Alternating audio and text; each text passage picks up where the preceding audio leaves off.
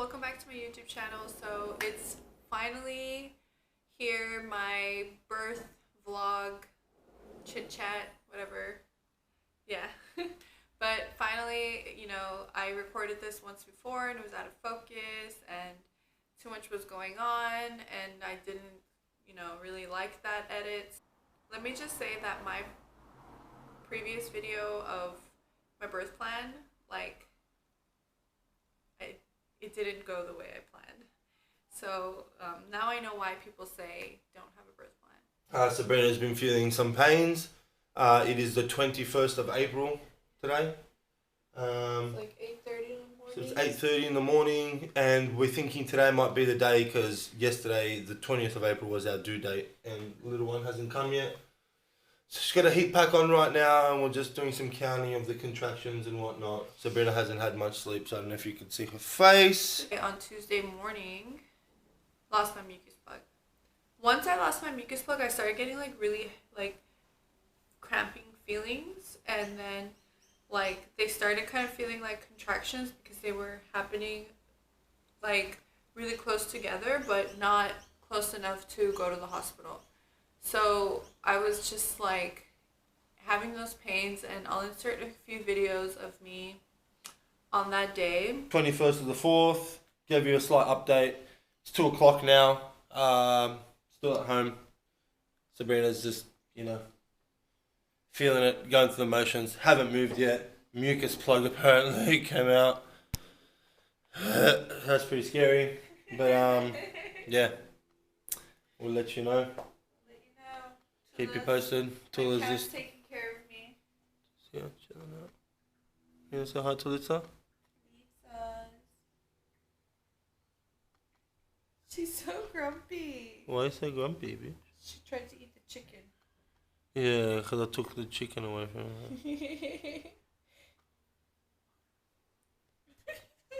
I lost my mucus plug, which was super gross. And it just feels like you're getting your period. But, it was super gross. And, Dennis, poor guy, he was, he witnessed it all. It wasn't until Wednesday night, after Dennis, went to the funeral for his grandfather and came home.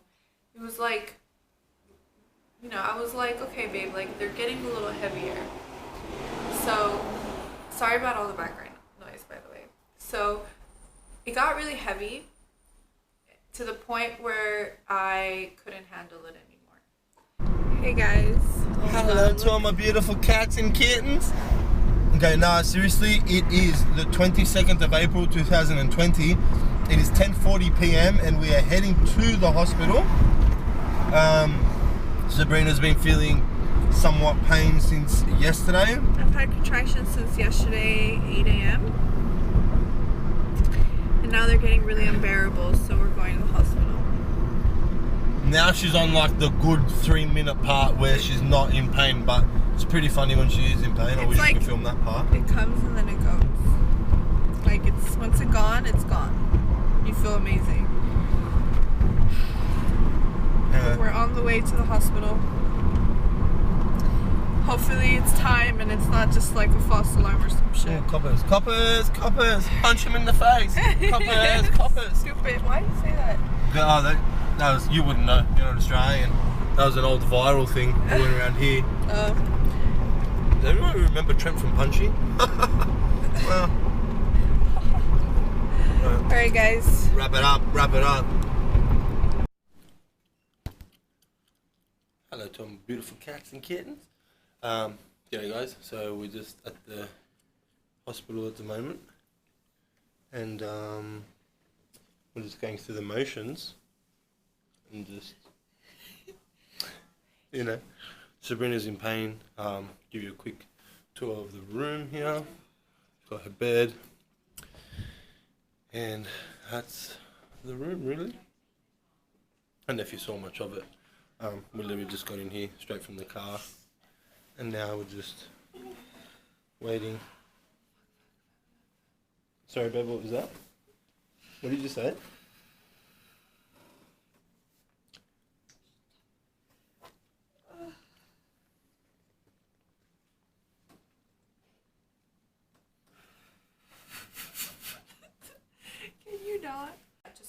we went in and she checked, and I was already 3 centimeters dilated. So that was a really good thing. It was like 10:30 p.m. when I got there. I don't know what happened. She tells me I'm 3 centimeters dilated, and I thought I was handling the pain pretty well. And then it just started like hurting a lot more. And I was walking around, moving, trying to distract myself, but the pain was getting pretty intense. So I had the gas, which is amazing. But I did get like a little lightheaded. I couldn't walk around. I didn't feel free. So I laid down most of the time, and the gas helped a lot, but you have to make sure that you start it a little, like right before your contraction, just so you don't feel it. Alright guys, so I just had some of the happy gas and I think I'm stoned or something, I don't know, which isn't like unusual for me. I feel like some type of way, it's making me feel a bit dizzy. Sabrina's on the happy gas too.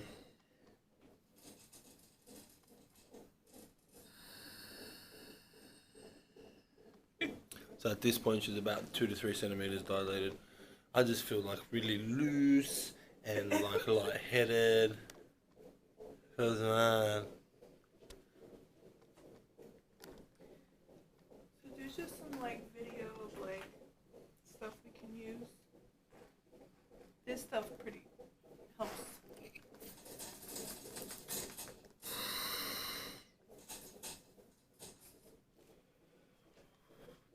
Nah, just chicken. Throw it back out in here. Don't tell me what to do, how about that? I honestly was just like, give me an epidural. And I could, and Dennis was like, really? Like, you were so about not, and I was like, I can't handle this. Like, the pain was pretty bad.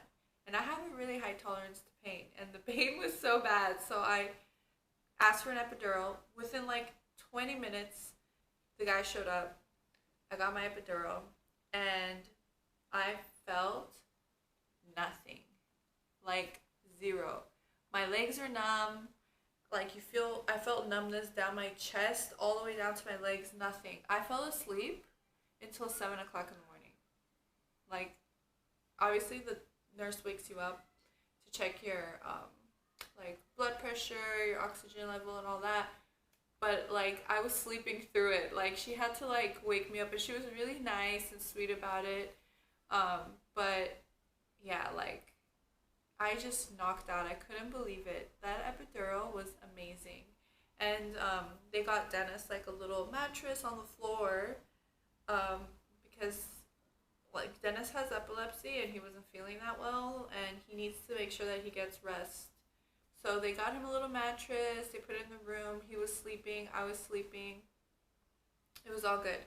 7 o'clock in the morning comes. My midwife's like, you're already 10 centimeters dilated. Like, we need to start pushing. I was like, really? Like, I don't feel anything. So she had to tell me when I was having contractions so I can push. So, you know, that was happening. Oh, and I had already broke my water and I didn't realize I broke my water. So when I got to the hospital, my water had already broken, but I didn't realize it. So I had like a small leak coming out and I had no idea. So that was cool. Like, my water broke naturally. My mucus plug came out. That was all good. There we go. Hello to all my beautiful cats and kittens. Stand by the light. Stand by the light. Yeah, so we're going to start pushing soon. It's the next morning, so it's the 23rd now. We got here at 11 p.m. on the 22nd, which is last night. It is now 8 o'clock a.m. on the 23rd.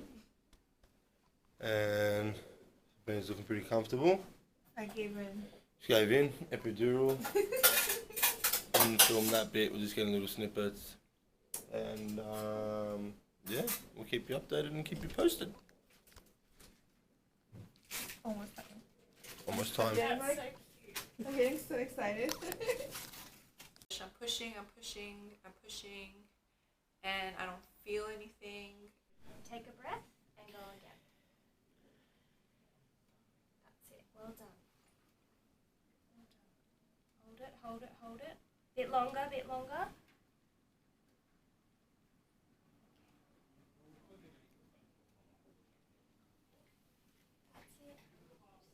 contraction's still there, use it.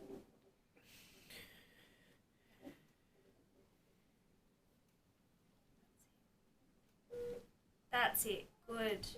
Good.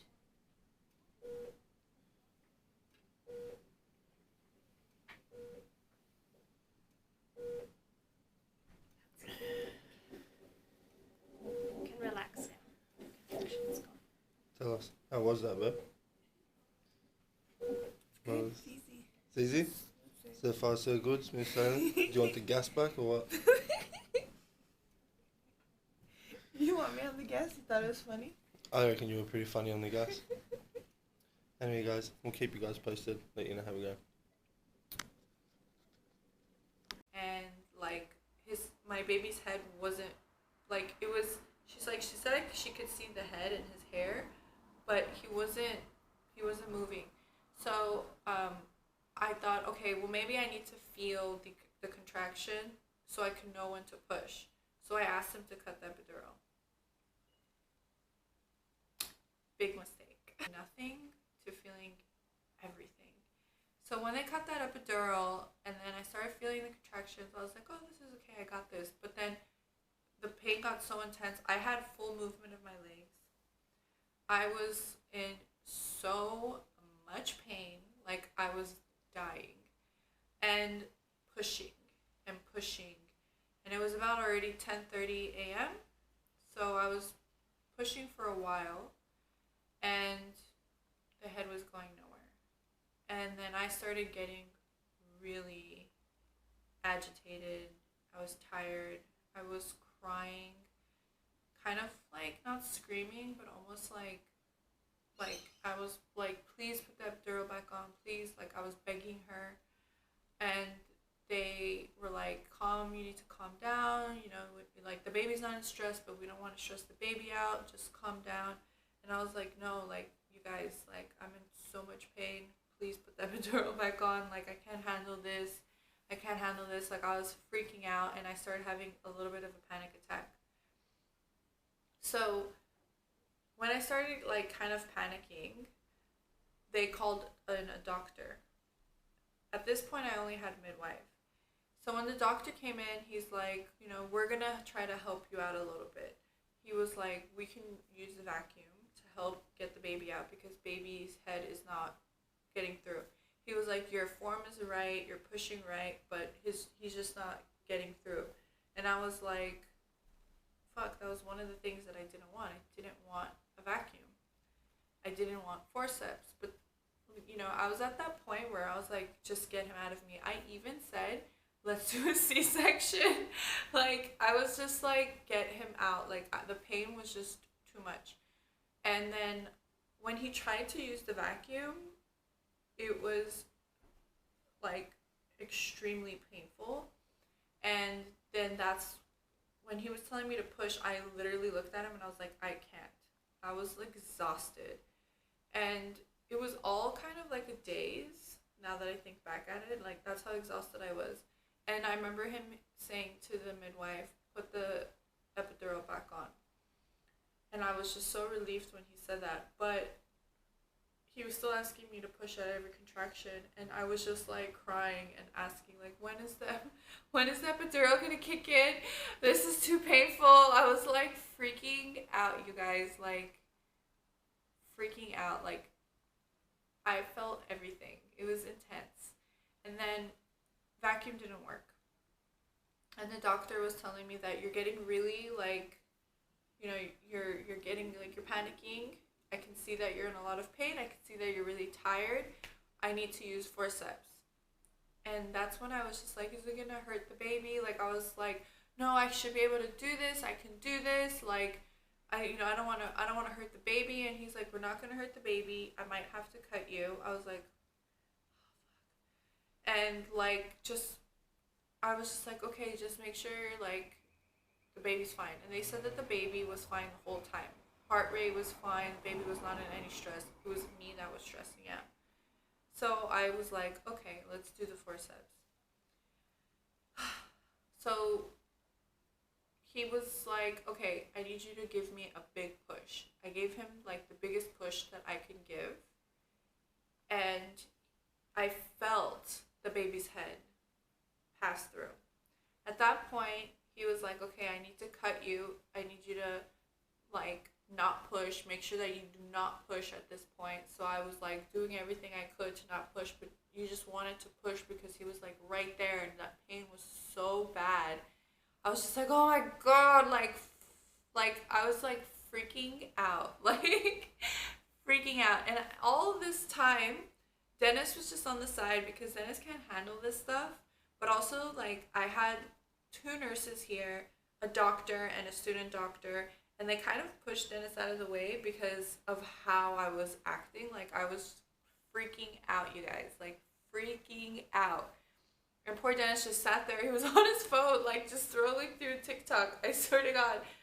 But, like, I didn't, like, care. Like, I didn't, like, I was, like, I didn't want anyone to talk to me. I didn't, like, want anyone to tell me, you got this. Like, I was like, I fucking don't got this. I know I don't got this. Like, I am in pain. Like, get this baby out of me. Like, that's just, I was just so done. Like, after pushing for about 2, almost 3 hours, like, you're exhausted. I was done. I couldn't do it anymore. So when he said one more push and you're going to meet your baby, I was like, I gave it my all. And I just remember the pain stopping instantly, and I just see my baby. And the first thing, you guys, first thing I thought was, holy shit, that's a big baby. He was so freaking big. So, you know, he's out. He's on me. And it's so surreal. And, like, I was just like, this big-ass baby. Like, literally, like, I feel so bad about, like, saying that, but that's literally what I thought. Like, this baby is huge. Holy crap. He's on me. And I told Dennis, FaceTime my mom. Like, because my mom was supposed to be here.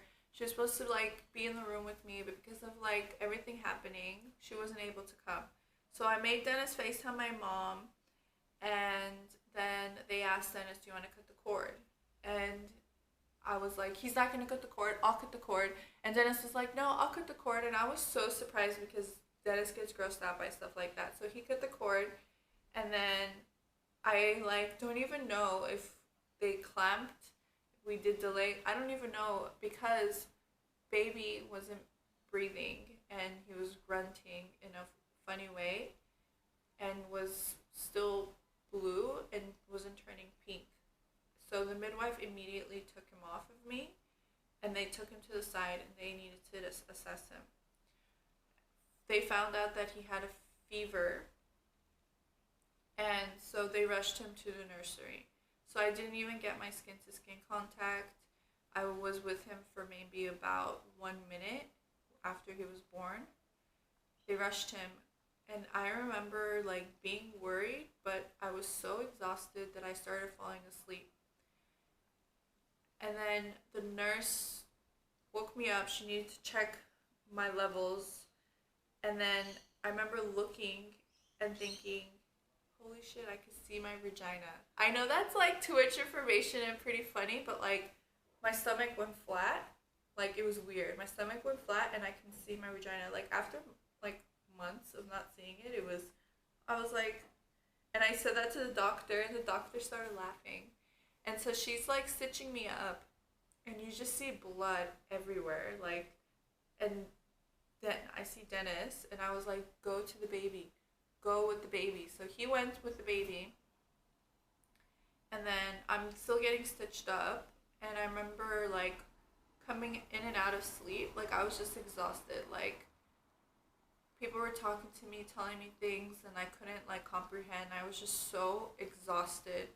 And I kept going in and out of sleep. I didn't feel her stitching me up. Like, I just was exhausted. And then I see Dennis come back.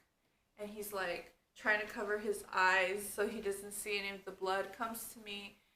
You know, he gives me a kiss and tells me, I'm so proud of you. Like, you did a great job. And I was just, like, started crying. So I was like, I did it. Like, I couldn't even do it. Like, you feel like, I don't know. I just felt, like, defeated.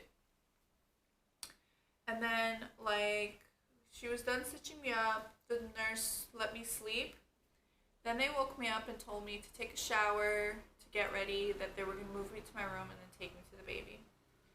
And I was like, okay, cool. Like, what's going on with the baby? And that's when the doctor came up to me and told me that they think that the baby had an infection. So either I had an infection in the placenta, or like they don't know.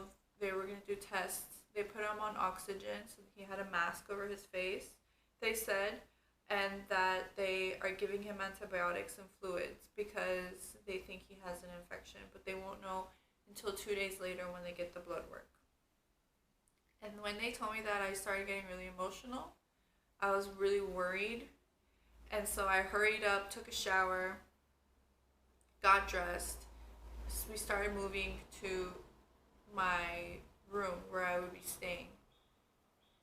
As me and Dennis are walking to the room, Dennis kept saying, I don't feel that good. Like, I don't feel great. And I was like, it's okay, babe. Like, relax. I'm the one who just had a baby. I was such a bitch to Dennis. Like, I remember being like, thinking back, being like, fuck, I was pretty mean to him.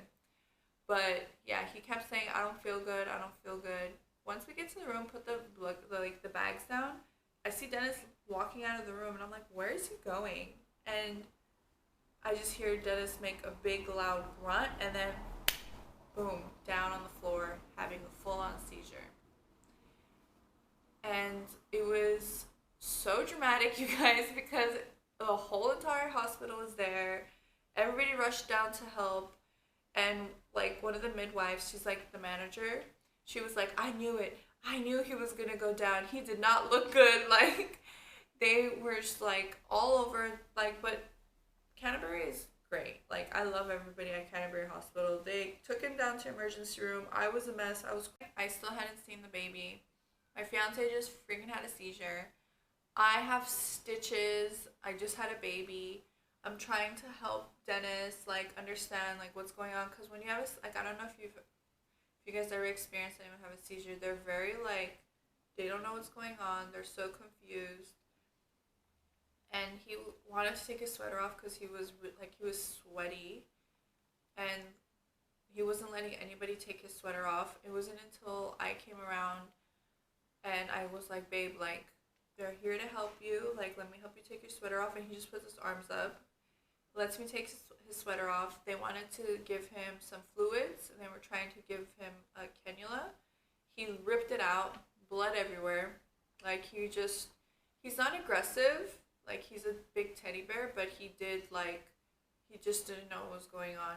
They took him to emergency room. I called his dad, asked his dad to come down. Even though we weren't allowed to have visitors, I just wanted Dennis to have at least his dad with him in emergency. So his dad rushed down to him, and they were like, Sabrina, like, you're better off just going to the nursery, seeing the baby. Like, he'll have his dad with him. And I was like, okay. I felt super guilty leaving my fiance alone in the emergency room. Because his dad obviously had to drive down, but I really badly wanted to see my baby. So my room was like here, and just around the corner was the nursery, super close. So I walk in, and I see my little guy, and my heart just broke. Like, it was the hardest thing to see him on that machine with the mask, and I'm like already gonna start crying.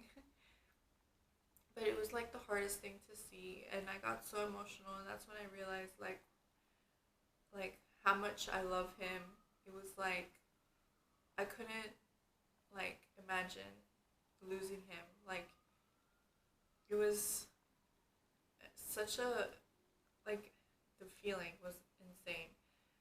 And I got to hold him, but it was just so difficult with all the wires and everything. But you know, I was holding him, and I had my time with him, and the doctor came up to me and told me that he seems like he's breathing fine, so they'll, in about 3 hours, they're going to take the mask off.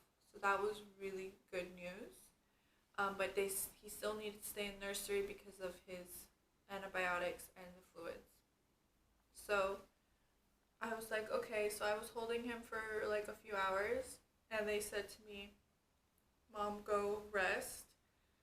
And so I went back to my room. I had a nap. At that point, they released Dennis. Dennis was fine. he came into the room with me, and we both went to the nursery and saw the baby. And this is where my colostrum came in, because he didn't get to have skin to skin with me, and I didn't get to breastfeed him. They, defrosted my colostrum and gave him some. So that was really good. And then when I went back with Dennis, Dennis gave him some, had skin to skin, and then I did skin to skin, and I tried to breastfeed him, and he latched on perfectly fine, so that was great. And then he was breastfeeding really well, and my colostrum was a lot. I had a good supply, so they took him off of the fluids. At this point, we still don't know if he had an infection.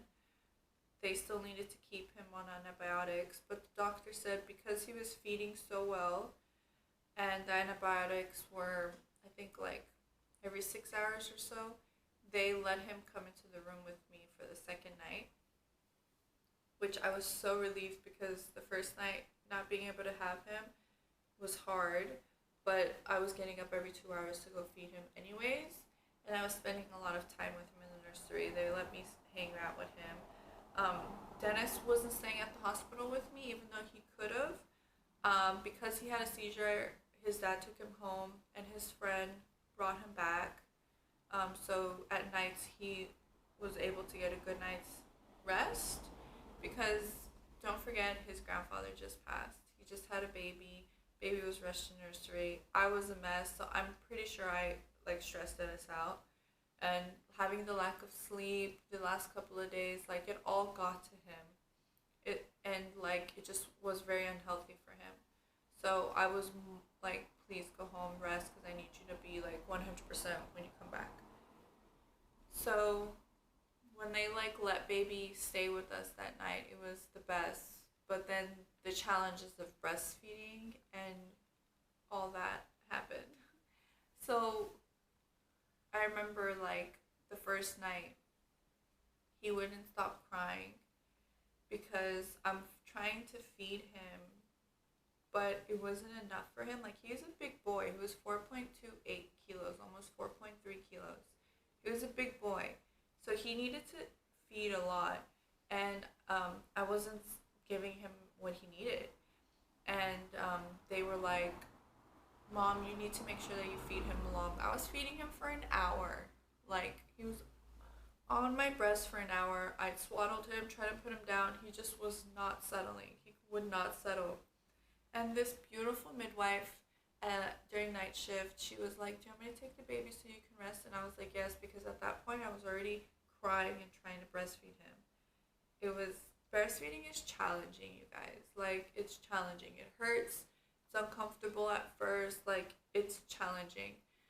So she took him and she brings him back. I don't know what this lady did, but she got him to sleep. And the minute she left him with me, he starts crying again. And we're back at it, feeding, trying to put him to sleep. It wasn't working. And then that's when they told me to start pumping. So I started pumping. And when I was pumping, whatever I got in the pump, I would give it to baby, got him full, put him down. Then we got in the rhythm. I pumped a few more times after that, and then my supply was good. We were I had a pretty good supply. And they told me not to over pump, so I don't so my supply is not too high. They don't want me to produce too much milk. So really good. They helped me a lot, and it was really good. That second night was the hardest. The third night, smooth sailing. She helped me give him a bath, and it was the cutest thing. The first bath, watching her handle the baby, she made it seem so freaking easy. But I knew, I was damn, when I go home, I'm gonna be freaking shitting myself giving this baby a bath. But they did the first bath, and he was just so calm and settled, and everything was good. And that third day, they gave me the results, and turns out that he did not have an infection, but it was their protocol that if a baby has a temperature, they put him automatically on antibiotics. But he ended up not having a temperature. He finished his antibiotics. They took the cannula off of his arm, and he was what they considered a healthy baby and discharged him for nursery. And it was good. It was a good feeling that, everything was okay, because I was really nervous, and I thought I put him in that situation because I couldn't push him out without the forceps or the vacuum. I thought I stressed him out. But they did say, he was just in shock, and that happens. So she told me there's nothing to worry about. The only thing I had to look out for was swelling on his head from the forceps and jaundice. But he didn't have any problems with the swelling. It all went down, and no jaundice. So that was good. And, I had my stitches, and I just, needed, ice packs, and they gave me some Panadol, and I was good. They asked me if I felt comfortable enough to go home, and I said, yes, please. I just wanted to go home at that point. Not that, I hated the hospital or anything. I had my own private room. The nurses treated me the best. It was amazing. I just wanted to go home. And I just wanted to take my baby home. And because I couldn't have visitors, I just wanted my father-in-law, my mother-in-law, everybody to meet him. So we took him home. And my family got to meet him. And he was very comfortable at home the first day. I would breastfeed him. He would go to sleep. Nights are not a problem. Everything goes really well. I mean, sometimes he gets unsettled, if he has gas, or, he wants to do a poo. He gets a little uncomfortable. He might do a little cry, but he is not a crier. He's such a good baby. Me and Dennis are so happy. We're so blessed. I'm just happy that he's healthy, and the pregnancy wasn't hard. The birth wasn't exactly what I wanted. The pregnancy wasn't hard. It was great, but the birth wasn't what I wanted. Everything went completely opposite of what I thought it was going to happen. My fiance had a seizure, and he hadn't had one in 3 years. It was all too much. But once we got home, it was amazing, and it's still amazing. But yeah, that was my birth experience. And just keep in mind that everybody's experience is different, so don't compare mine to what you might have. Girl, you might push that baby out in 2 hours and go home the next day, and yeah, so everybody's experience is different. So I just wanted to share my story with you guys because I said I would. Yeah, thanks for watching.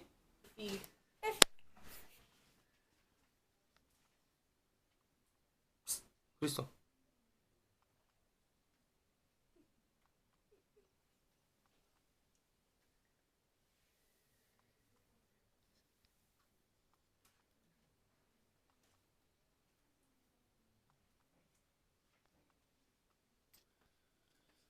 So, yeah.